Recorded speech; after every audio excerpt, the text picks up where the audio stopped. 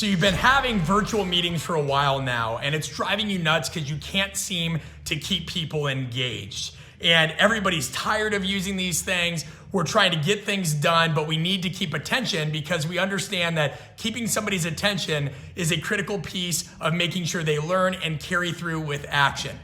How do you do it?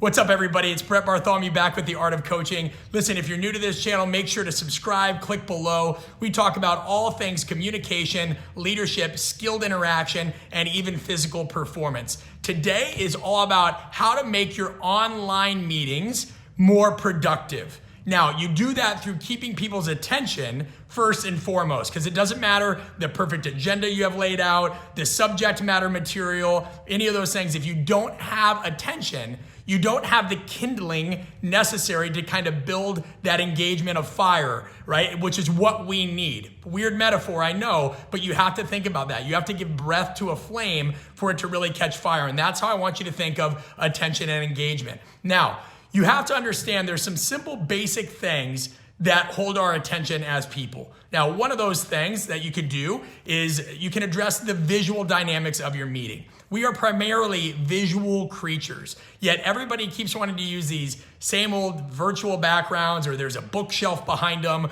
or there's a plant. Everybody's very concerned with making things look sterile and seamless and simple, right? And I get it. You don't want distractions. Maybe some of you think this stuff behind me is a distraction. But what you want to do is you have to catch somebody's attention first and foremost, and anything that is the same thing again and again and again is going to get redundant. And it's a simple base level. We were having a meeting the other day, and we were all jumping on the call, and we're trying to shift into that mindset. And one of the people we were meeting with had this unique background where they had this cool guitar, they had this drum set that was immaculate, and we had no idea he played music. So it was just a great way to have a simple conversation starter, instill a bit of normalcy into a discussion, and kick the meeting off by talking about some things that interest us. Now we're locked in, not only to the agenda, but the other person who we really care about. So whether you alter your background, mix it up, you don't need to go crazy, right? You obviously don't want something that's so chaotic and distracting that people aren't focused on the main thing, but just think about the visuals. If you don't want to alter your background or you're limited there, think about what you're wearing. Think about how you're positioning yourself. Think about the means in which you're presenting. Are you always sharing the same screen? Are you up at a whiteboard? You can even alter the visuals that way as well through your teaching or instruction.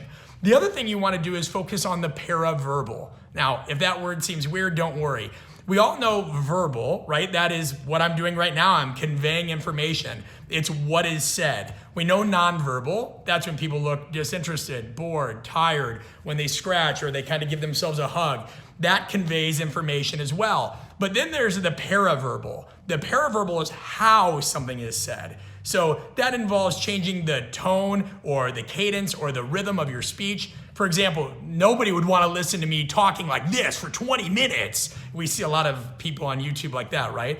Similarly, nobody would want to hear me talk about agenda items 1 through 3 like this. You need to alter these things. People respond to a lot of different kinds of verbal delivery systems and mechanisms. It's why we like listening to different types of music, all the different tempos. All those things are critical. So make sure if you want to break something up, even use a purposeful pause sometime. All these things can kind of draw somebody back in, especially if they're not paying attention. That purposeful pause can be huge.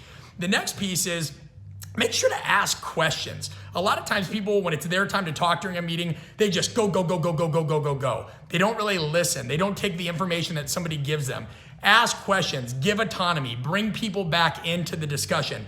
What do you think, Linda? Could you give 5 examples of what you mean by that, Tom? I'm not clear, right? Make sure, Tom would be super mad if I made him give 5 examples of something, but the point is you have to invite somebody in if you want to engage them. Remember, guys, attention precedes engagement. Engagement precedes education. Education precedes taking action and learning. This is a fire you've got to stoke. There's a lot of times people aren't paying attention on a call, and asking them a question is a way to bring them back in and reorient them. We can't always fault them. A lot of times we have people whose kids are running in and doing all kinds of stuff. It's easy to get distracted right now.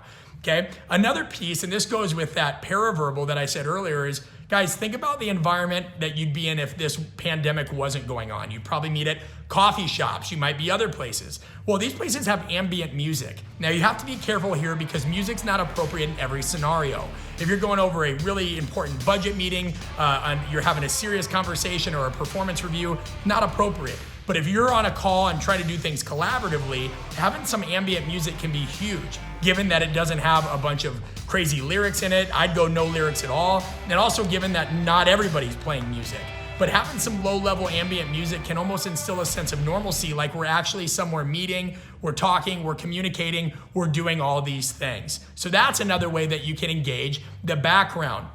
Now, another piece is, think about it. Now, I'm in the performance world, and we have to get people warmed up. If we want athletes to perform at a high level, we have to do a lot of different things to kind of get their body ready, their joints ready, their nervous system ready. All those are connected to the same system, but again, we've got to get them engaged. So there are a lot of different games or exercises you can use at the onset of your staff call that can help. Now, to some of you, this may seem silly, but I'm going to challenge you. What's really silly is wasting an hour on a call where you got nothing done because you didn't find a way to get people's attention. So look at things as a means to an end and open your mind up a little bit, because there are organizations that spend millions upon millions of dollars that use different forms of improv. So one thing that we do to make sure people are listening in the meeting is we'll do a warm-up game every now and then called Last Letter First. Now, it's a simple rule and there's many derivations, but if I say something, somebody else, the next person in line, and we usually put the order in the chat window on Zoom or whatever we're using,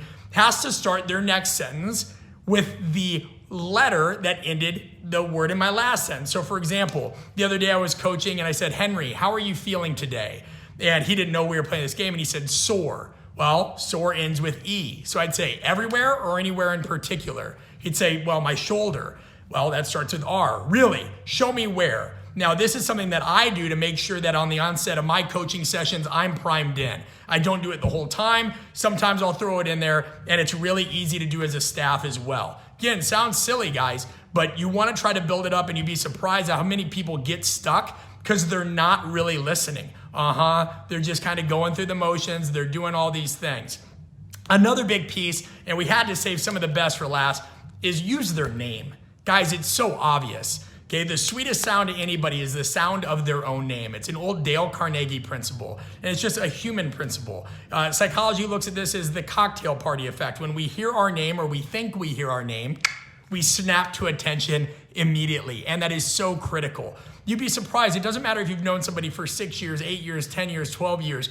Just use their name. Deborah, awesome job on that. Tim, did you work on that project yesterday? Can you show me that? Great job, Patrick. Really love how you did that. Those things seem cheesy, and I know people read them in leadership books all the time, but that doesn't mean that they use it. There's a reason they say common sense is not so common. Using people's names is critical. It's acknowledging them, it's showing them that they care, it's bringing them into the conversation. So I promise you, if you use somebody's name, you listen, you think about your environment and ways that you can tweak it to keep their attention, you guys are gonna be more productive. And this goes for whether you're meeting online or in person. But right now, this is a hard circumstance. Now, think about it this way too, guys. I know a lot of times I'm trying to send a video, somebody might say, hey, how can I do this exercise? And it drives me nuts. I'll send them a video, and believe it or not, there's some trainer that talks for like 7 minutes in the most mundane way before he even gets to the exercise. That person has lost my attention. Whether they have great stuff to share or not, they've lost it. Okay, which brings me to my next point and the final point, guys. We have a surprise for you if you've made it to this point in the video. One thing we are doing to solve that very problem here at Art of Coaching is today we are launching our brand new training partnership with Train Heroic. These are quick, to the point programs, videos. So whether your goal is just to get in better shape, train like an athlete, have less pain, just not deal with all the nonsense on YouTube and all the ambiguity and where do I find this workout and that workout, we have this. It's at artofcoaching.com/training. You can see it right there. I highly recommend you guys check it out. Today is the first day we launch. You're gonna get some awesome resources, and it's simple and will hold your attention. All right, guys, I hope this video helped. Again, put these into practice. Make sure to subscribe. Check out our other videos. We'll see you next time.